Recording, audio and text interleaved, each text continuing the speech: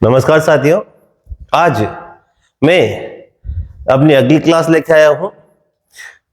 मेरी पहली जो क्लास थी उस क्लास के अंदर मैंने राजस्थान का जो सामान्य विस्तार, उसके ऊपर जो पास के जो पड़ोसी राज्य, पड़ोसी देश, राजस्थान के जिलों की स्थिति, नए जिलों का गठन, इस तरह से पहली क्लास में महाभारत कालीन जो स्थल है उनसे संबंधित जो प्रश्नोत्तर है उसके बारे में बताया। दूसरी क्लास में मैंने महाभारत कालीन, मौर्य कालीन, गुप्त कालीन स्थलों के बारे में और तत्कालीन समय में संपूर्ण राजस्थान किन किन क्षेत्रों के में किन किन नामों से जाना जाता था इसके बारे में मैंने बताया।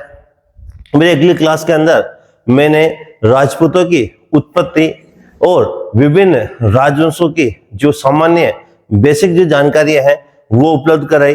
फिर मैंने मेवाड़ राजवंश शुरू किया। मेवाड़ राजवंश के अंदर मेवाड़ की सामान्य जानकारी, गुहादित्य, नागादित्य, बप्पा रावल, अल्लट और शक्ति कुमार के बारे में मैंने आपको सामान्य जो बातें हैं और उनसे जुड़े हुए जो प्रश्न हैं हमें राजस्थान सामान्य ज्ञान में पूछे जाते हैं वो बताए हैं। अब शक्ति कुमार से आगे लेके मैं चल रहा हूं आपको, और रण सिंह, जिसे कहीं कहीं कर्ण सिंह भी कहा गया, रण सिंह और कर्ण सिंह, ये मेवाड़ का शासक बनता है। रण सिंह और कर्ण सिंह के समय दो ब्रांचेज में मेवाड़ विभाजित हो जाता है। एक में शासक बनता है सेम सिंह, जो रावल शाखा मानी जाती है, और एक राहब, जिसे कहीं कहीं माहप भी कहा गया है, इससे राणा शाखा मानी जाती है। तो रण सिंह और कर्ण सिंह के दो पुत्र क्षेम सिंह हैं, रावल शाखा को, और राहब और माहप राणा शाखा को जन्म देते हैं। क्षेम सिंह है, राहब और माहप, ये राहब और माहप को सिसोदा गांव की जागीर मिलती है। सिसोदा गांव की जागीर मिलती है। क्षेम सिंह और जो है ये मेवाड़ का शासक बनता है। इसके दो पुत्र होते हैं, एक का नाम होता है सामंत सिंह और एक का नाम होता है कुमार सिंह। तो सामंत सिंह और कुमार सिंह सेम सिंह यानी रावल शाखा के शासक होते हैं। तो सेम सिंह का जो पुत्र है सामंत सिंह शासक बनता है। तत्कालीन समय के अंदर अपने जालोर क्षेत्र में कीर्तिपाल चौहान नामक शासक होता है, और कीर्तिपाल चौहान एक शक्तिशाली शासक के रूप में उभरता है, और कीर्तिपाल चौहान मेवाड़ के ऊपर कुमार सामंत सिंह के समय आक्रमण करता है और इस सामंत सिंह को पराजित कर देता है कीर्तिपाल चौहान। कीर्तिपाल चौहान, ये कीर्तिपाल चौहान कहां का है? जालोर का। इसी के वंशजों में कानड़दे सोनगरा शासक बनते हैं, चौखेराज सोनगरा के नाम से जाने जाएंगे, और उन्हें 1311 में अलाउद्दीन खिलजी पराजित करेगा। जालोर का नाम जलालाबाद रखेगा। तो इस कीर्तिपाल चौहान ने इस सामंत सिंह को पराजित कर दिया। तब सामंत सिंह वागड़ क्षेत्र में आ गया। ये जो वागड़ है, इस वागड़ का नाम पड़ा, व्याघ्र खुले रूप में घूमते थे इसलिए व्याघ्रवार से वागड़ बन गया। इस वागड़ को पुष्प प्रदेश के नाम से भी जाना जाता था। और ये जो हिस्सा है ये कालांतर में डूंगरपुर और बांसवाड़ा वाला हिस्सा बना, और ये वागड़ क्षेत्र में आ गया, और इसने बड़ौदा को अपनी राजधानी बनाया। बड़ौदा, तो बड़ौदा को ये क्या बनाता है? अपनी राजधानी बनाता है।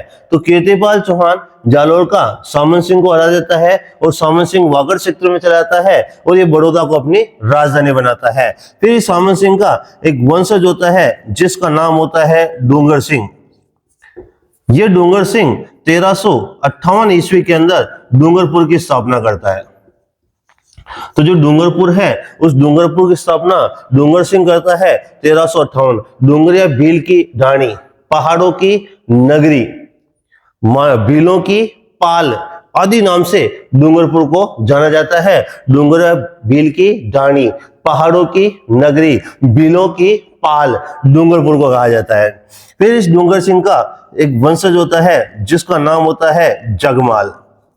ये जो जगमाल है ये 1527 के अंदर खानवा के युद्ध में राणा सांगा का साथ देता है। तब इस जगमाल को बांसवाड़ा की जागीर दी जाती है और ये 1527 के बाद में बांसवाड़ा की स्थापना करता है। तो डूंगरपुर की स्थापना डूंगर सिंह ने 1358 ईस्वी में, बांसवाड़ा की स्थापना जगमाल ने 1527 में और उसके बाद इसकी स्थापना होती है।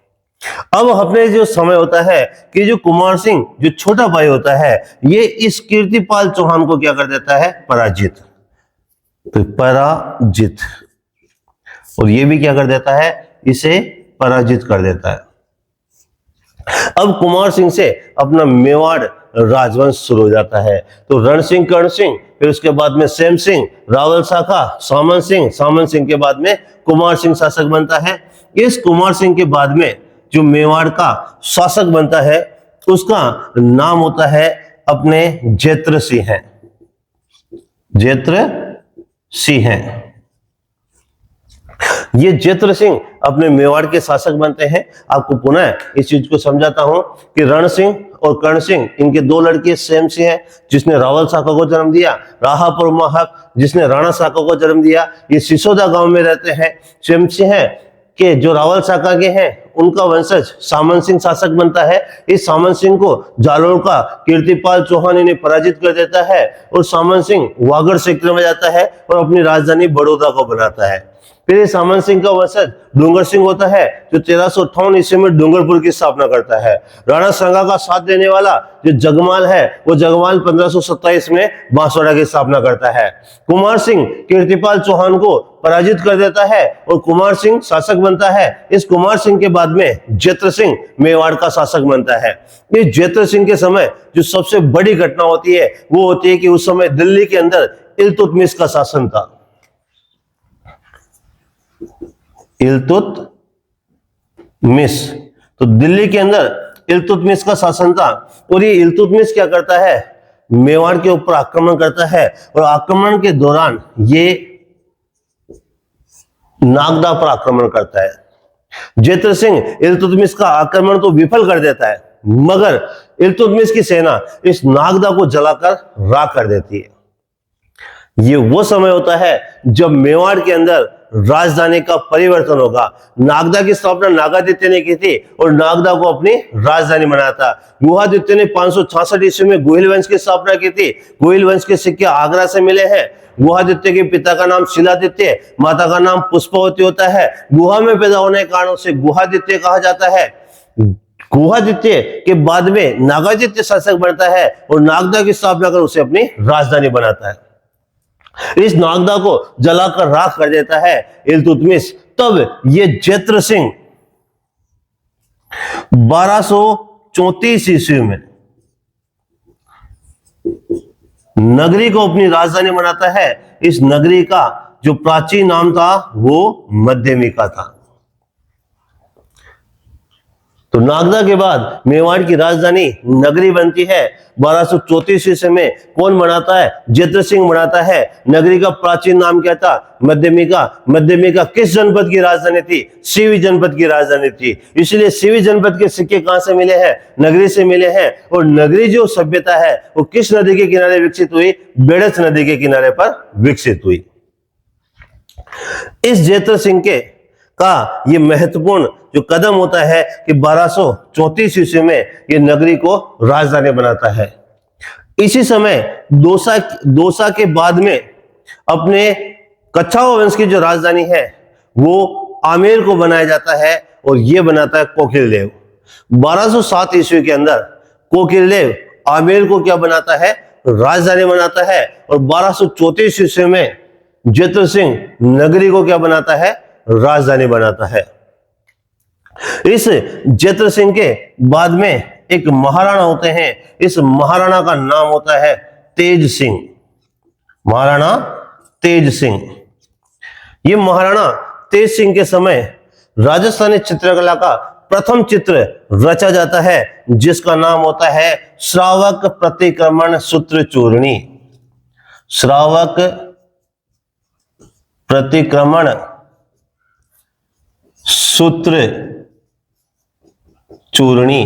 तो श्रावक प्रतिक्रमण सूत्र चूर्णी महाराणा तेज सिंह के समय बनाया गया चित्र है। यह राजस्थानी चित्रकला का प्रथम चित्र है। राजस्थानी चित्रकला का काल विभाजन आनंद कुमार स्वामी ने किया है। श्रावक प्रतिक्रमण सूत्र चूर्णी राजस्थानी चित्रकला का प्रथम चित्र यह बनाया जाता है आहड़ के अंदर। आहड़ को एक समृद्ध नगर हो जाने से मेवाड़ की दूसरी राजधानी जो बनाता है वो अल्लट बनाता है। अल्लट का विवाह पूर्ण राजकुमारी हरिया देवी के साथ में हुआ था। और जो आहड़ कस्बा है, इस आहड़ कस्बे के अंदर गंगकुंड नामक स्थान पर सिसोदिया शासकों की छत्रियां है, और वो भी महाराणा प्रताप के पुत्र अमर सिंह और उसके बाद की सिसोदिया शासकों की यहां पर क्या मिलती है, छत्रियां मिलती है।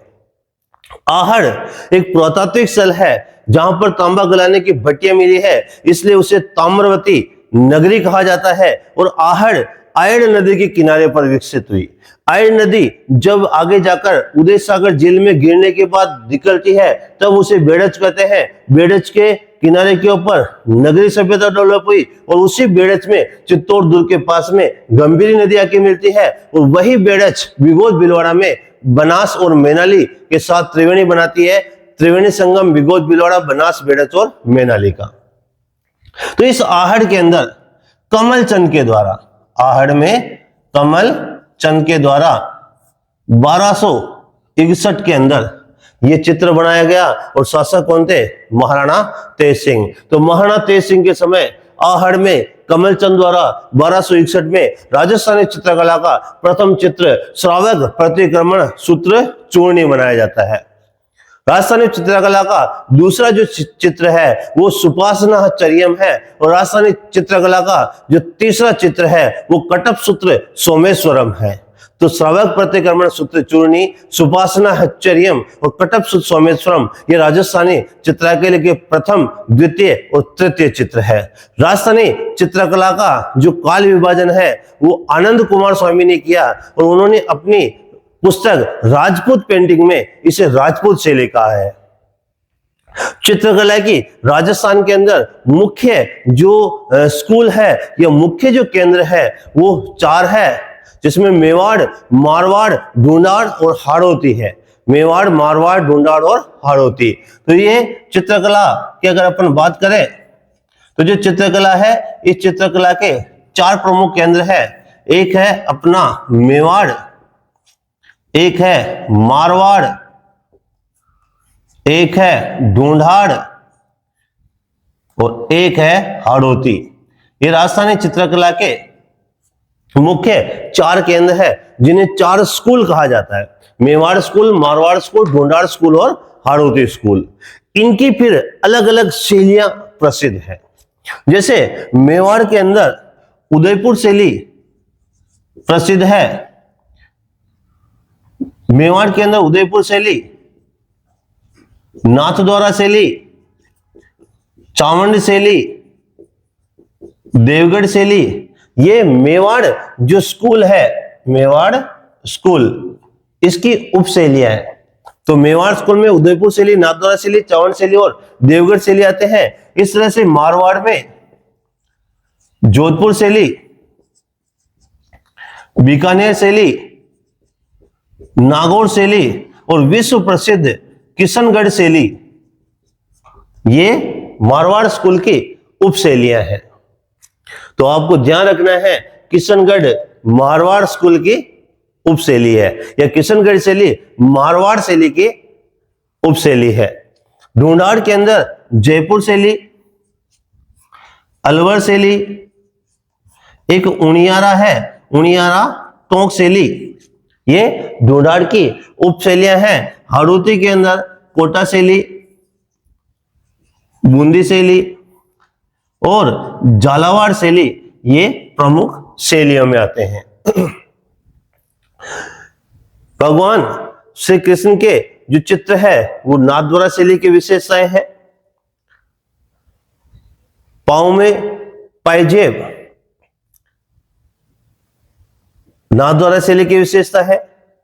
किशनगढ़ शैली की जो प्रमुख विशेषता है वो है बनी ठनी का चित्र। तो जो बनी ठनी है ये किशनगढ़ के राजा सावन सिंह, जिन्हें नागरीदास के नाम से भी जाना जाता है, जिन्हें कृष्ण सिंह के नाम से भी जाना जाता है, उनकी जो प्रेमिका है बनी ठनी, इस बनी ठनी का चित्र मोरध्वज निहाल चंद ने बनाया। किशनगढ़ी शैली के अंदर इस चित्र को बनाया गया। इस चित्र को अंतरराष्ट्रीय स्तर पर ख्याति दिलाई एरिक डिक्सन और फैयाज अली ने। किशनगढ़ शैली में जो बनी ठनी है इसे राजस्थान की मोनालिसा कहा जाता है और ये अपनी रहस्यमय मुस्कान के लिए प्रसिद्ध है। हाथ में कमल का फूल, गाल के ऊपर एक बालों की लट, इस तरह से बहुत ही खूबसूरत जो बनी ठनी का चित्र है वो मोरध्वज निहाल चंद ने बनाया। मोरध्वज निहाल चंद ने बनी ठनी का चित्र बनाया। ये बनी ठनी नागरीदास जी की, कृष्ण सिंह या सावन सिंह की प्रेमिका थी, क्योंकि वल्लभ संप्रदाय के प्रभाव में आ गए थे। बनी ठनी के चित्र को राजस्थान की मोनालिसा एरिक डिक्सन कहता है और बनी ठनी चित्र शैली को अंतरराष्ट्रीय स्तर पर ख्याति दिलाने का जो श्रेय है वो एरिक डिक्सन और फैयाज अली करते हैं। गणिकाओं के चित्र, वेश्याओं के चित्र अलवर शैली की विशेषता है। तो अलवर शैली की जो विशेषताएं हैं वो वेश्याओं के चित्र है। पशु पक्षियों के जो चित्र है वो बूंदी शैली की विशेषता है। पशु पक्षियों के चित्र बूंदी शैली की विशेषता है।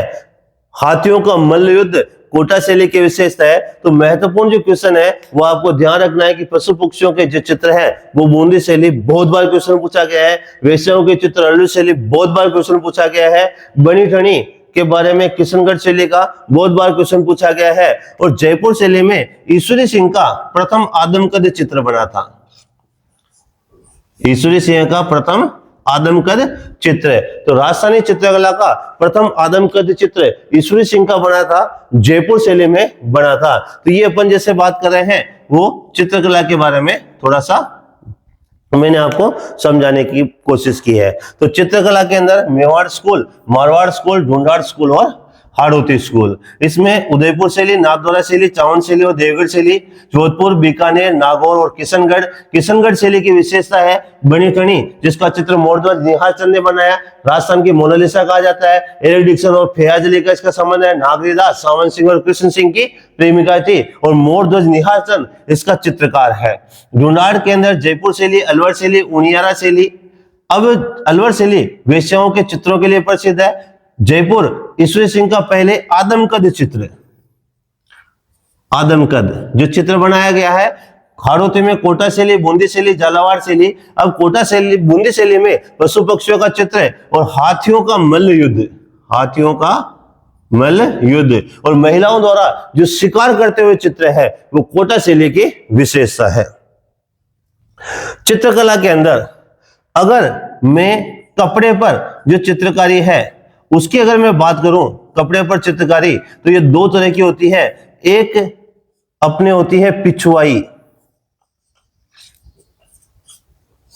और एक होती है फड़ चित्रकारी। पिछुआई और फड़ चित्रकारी। अगर पिछुआई और फड़ चित्रकारी की बात करें तो ये जो पिछुआई होती है ये श्रीनाथ जी के पीछे, श्रीनाथ जी कहां पर, तो नाथ द्वारा। तो नाथ द्वारा में श्रीनाथ जी की जो मूर्ति है उसके पीछे विशाल कृष्ण लीला के जो कपड़े पर चित्र बनाए जाते हैं उन्हें पिछुआई कहते हैं। पीछे बने होने के कारण पिछुआई कहा जाता है। वल्लभ जी, घनश्याम, नरोत्तम जोशी, विठल जी आदि प्रमुख पिछुआई कलाकार हैं। इस तरह से जो फड़ चित्रकारी है ये फड़ चित्रकारी शाहपुरा की प्रसिद्ध है। फड़ चित्रकारी शाहपुरा की प्रसिद्ध है। तो जो फड़ चित्रकारी है इसमें देवताओं के जीवन पर आधारित विशाल कपड़े पर चित्र बनाए जाते हैं और उन चित्रों को बोपा रावण हत्या वाद्य के साथ में उन चित्रों का बखान करता है कि देवनारायण जी ने, अरे देवनारायण जन्म लियो रे, देवनारायण जी ये कर रहे हैं, देवनारायण जी विनायक ठाकुर से युद्ध कर रहे हैं, देवनारायण जी ये कर रहे हैं, सवाई भोज का मंदिर बन रहा है, जगराते लग रहे हैं। तो इस तरह की जो स्थिति होती है, ये रावण हत्या वाद्य के साथ जो भोपा है, देवनारायण जी की जो फड़ है उसमें जंतर वाद्य होता है। देवनारायण जी की फड़ में जंतर वाद्य होता है, बाकी सभी देवताओं की फड़ों में रावण हत्या वाद्य होता है।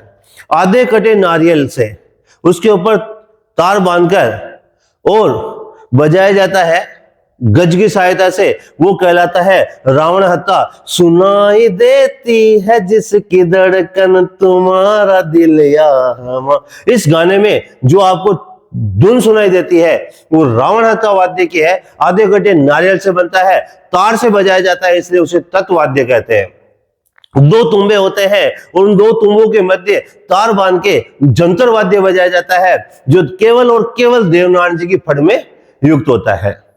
बाकी सभी फड़ों के अंदर रावण हत्या वाद्य का प्रयोग किया जाता है।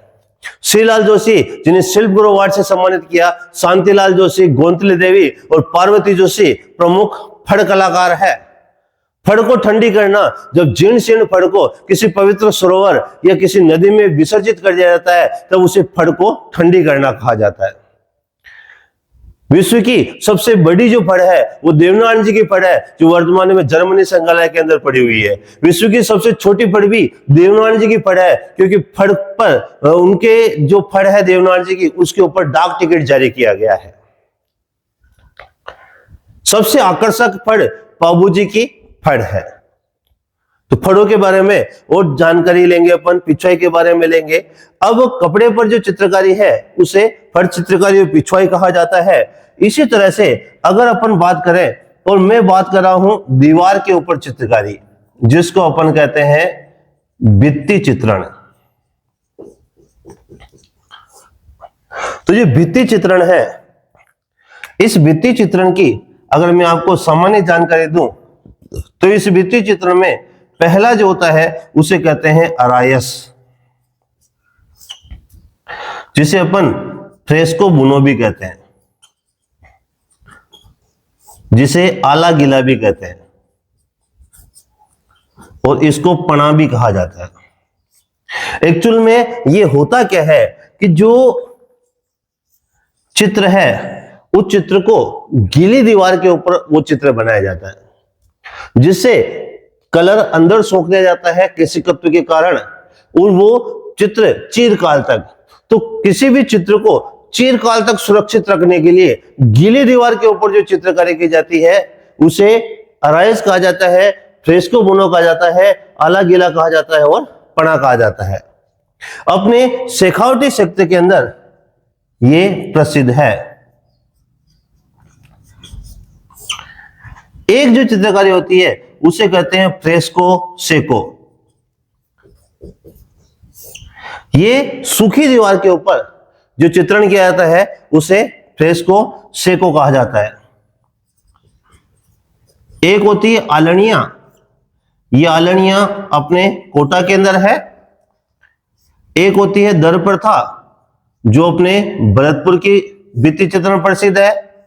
एक होती है मथेरण कला, जो अपने बीकानेर का जो भित्ति चित्रण है वो प्रसिद्ध है।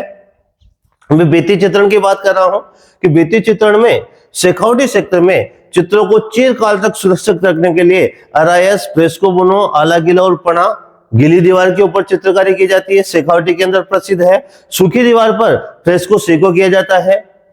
आलनिया भित्ति चित्रण कोटा के अंदर, मथेरण भित्ति चित्रण बीकानेर के अंदर, और दर प्रथा या दर भित्ति चित्रण भरतपुर के अंदर किया जाता है। यही एक जो होती है जिसको अपन कहते हैं सेल चित्रण, जिसको अपन सेलाश्रय कहते हैं। तो जो सेलाश्रय है दो जगह के प्रसिद्ध है। एक है गरदड़ा, ये गरदड़ा अपने बूंदी के अंदर है, और एक है टिपटिया, टिपटिया, और ये टिपटिया अपने कोटा के अंदर है। तो जो सेलाश्रय है यानी कि चट्टानों के ऊपर जो चित्रकारी है वो गरदड़ा बूंदी और टिपटिया कोटा की प्रसिद्ध है। गरदड़ा जो बूंदी है यहां पर देश की प्रथम बर्ड राइडर पेंटिंग मिली है। बर्ड राइडर पेंटिंग यानी कि आदमी पक्षी के ऊपर बैठा हुआ है और वो उसको क्या कर रहा है, उड़ा रहा है। तो इस तरह की जो बर्ड राइडर पेंटिंग है वो अपने को कहां से मिली है, गरजड़ा बूंदी से मिली है। पुनः समझने की कोशिश करिएगा। रण सिंह, कर्ण सिंह, सेम सिंह, राहापुर, माहब, सामन सिंह पराजित हुआ, वागड़ क्षेत्र में चला गया। कीर्तिपाल ने कुमार सिंह को, कुमार सिंह के बाद जेत्र सिंह, इल्तुतमिश, नागदा को राजधानी, फिर तेज सिंह, जिनके समय राजस्थानी चित्रकला का जो प्रथम चित्र है श्रावक प्रतिक्रमण सूत्र चूर्णी।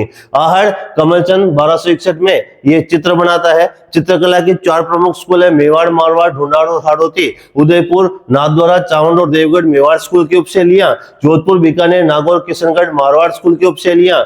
जयपुर, अलवर, उनियारा, ढूंढाड़ स्कूल की उपशैलियां। कोटा, बूंदी, झालावाड़, हाड़ौती स्कूल की उपशैलियां। अगर सबसे महत्वपूर्ण क्वेश्चन है वो बनी ठनी का, बनी ठनी चित्र किशनगढ़ शैली के अंदर। बनी ठनी को राजस्थान की मोनालिसा कहा जाता है। चित्रकार मोरध्वज निहाल चंद है। राजस्थान की मोनालिसा एरिक डिक्सन ने कहा। अंतरराष्ट्रीय स्तर पर ख्याति किशनगढ़ शैली को एरिक डिक्सन और फैयाज अली ने दिले।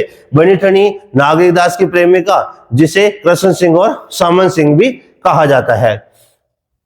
जयपुर के अंदर राजस्थानी चित्रकला का प्रथम आदमकद चित्र ईश्वरी सिंह का बना। वेश्याओं के जो चित्र है वो अलवर शैली की विशेषता है। हाड़ौती की उपशैलिया में कोटा, बूंदी, झालावाड़, बूंदी के अंदर पशु पक्षियों के चित्र सर्वाधिक प्रसिद्ध है। और हाथियों का जो मल्लयुद्ध है और महिलाओं द्वारा शिकार करते हुए चित्र है कोटा शैली की विशेषता।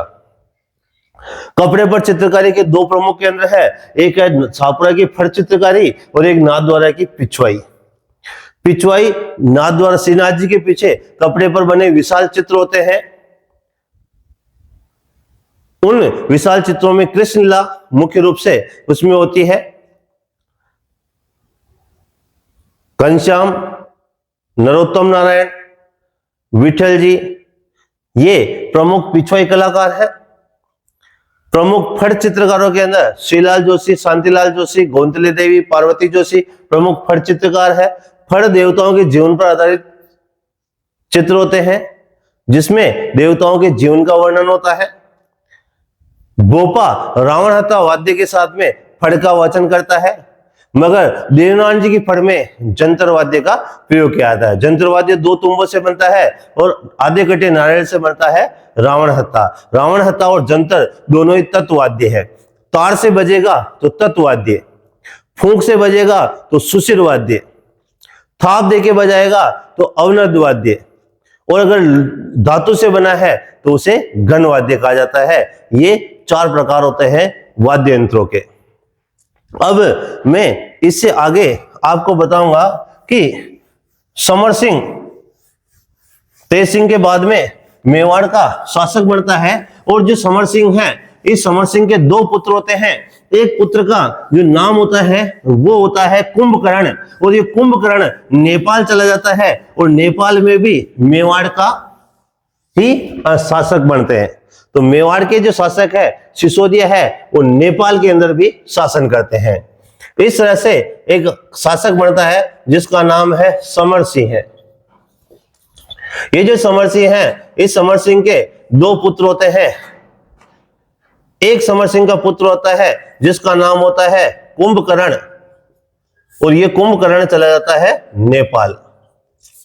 और एक जो इसका पुत्र होता है उसका नाम होता है रतन सिंह है।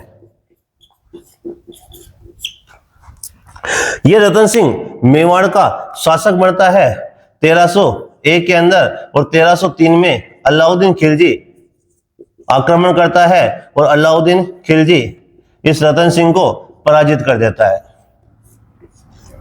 अब अलाउद्दीन खिलजी चित्तौड़ का शासक बन जाता है, मगर अलाउद्दीन खिलजी आगे चला जाता है युद्धों में, और अलाउद्दीन खिलजी 1301 में रणथंभौर को जीतता है, 1303 में चित्तौड़ को जीतता है, 1308 में सिवाना को जीतता है, 1311 में जालौर को जीतता है, और 1313 के अंदर अपने सोनारगढ़ जैसलमेर को जीतता है। यहां का जो शासक होता है ये अपने पुत्र खिज्र खां को बना देता है, और खिज्र खां के नाम पर ही चित्तौड़ का नाम अलाउद्दीन खिलजी खिजराबाद रख देता है। क्या नाम रख देगा? खिजराबाद। तो खिजराबाद किसका प्राचीन नाम है? चित्तौड़ का। चित्तौड़ को राजस्थान का गौरव कहा जाता है, दुर्गों का सिरमौर कहा जाता है, दुर्गों का तेज कहा जाता है, जौहर और साकों की नगरी कहा जाता है, त्याग और बलिदान की भूमि कहा जाता है, और राजस्थान का दक्षिणी पूर्वी प्रवेश द्वार कहा जाता है। गढ़ों में गढ़, चित्तौड़गढ़, बाकी सब गढ़ैया। ऐसे चित्तौड़ दुर्ग को अलाउद्दीन खिलजी जीत लेता है और अपने पुत्र खिज्र खां के नाम पर उसका नाम खिजराबाद रख देता है। ये खिज्र खां ज्यादा समय तक इस मेवाड़ के अंदर नहीं रह पाता और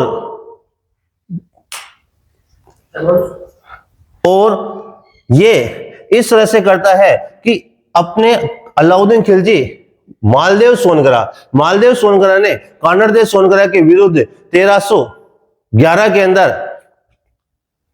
कानड़देव सोनगरा के विरोध में अलाउद्दीन खिलजी का साथ दिया था। तो उस मालदेव सोनगरा को यहां का संरक्षक नियुक्त कर देता है। खिज्र खां मालदेव सोनगरा को चित्तौड़ का क्या कर देता है? संरक्षक नियुक्त कर देता है। तब मैंने अभी बताया कि रण सिंह, कर्ण सिंह, उसके दो लड़के, एक जो लड़का है उसका नाम है राहब, जिसको इतिहास में माहब के नाम से भी जाना गया। ये सिसोदा गांव में चले जाते हैं और इस सिसोदा गांव में रहने के कारण इन्हें सिसोदिया कहा जाता है। इस सिसोदा गांव में ये अपने आगे राणा लगाते हैं और राहब और माहब का जो वंशज होता है उसका नाम होता है लक्ष्मण सिंह। लक्ष्मण सिंह। इस लक्ष्मण सिंह के दो पुत्र होते हैं। लक्ष्मण सिंह के दो पुत्र होते हैं, एक का नाम होता है अजय सिंह और एक का नाम होता है अरि सिंह। अजय सिंह और अरि सिंह। ये अजय सिंह और अरि सिंह दो पुत्र होते हैं। इस अजय सिंह के दो पुत्र होते हैं, एक होता है क्षेप सिंह और एक पुत्र होता है जिसका नाम होता है सज्जन सिंह। ये क्षेप सिंह महाराष्ट्र में चले जाते हैं और इन्हीं की अगली पीढ़ियों के अंदर वीर शिवाजी पैदा होते हैं। तो जो शिवाजी है, छत्रपति शिवाजी महाराज, वो महाराष्ट्र में इन्हीं सिसोदिया के वंशज है। ये जो अरि सिंह है, ये अरि सिंह एक बार शिकार खेलने जाता है। शिकार खेलने जाता है तब सामने से एक लड़के को चलते हुए आते देखता है। वो लड़की एक बहुत बड़ा जो मटका होता है उसे भांडा कहते हैं। एक भांडा अपने सिर के ऊपर रख के लाती है, एक भांडा उसके इस हाथ में होता है। यहां अगर किसी चीज को रखते हैं तो उसे कहते हैं कांख में।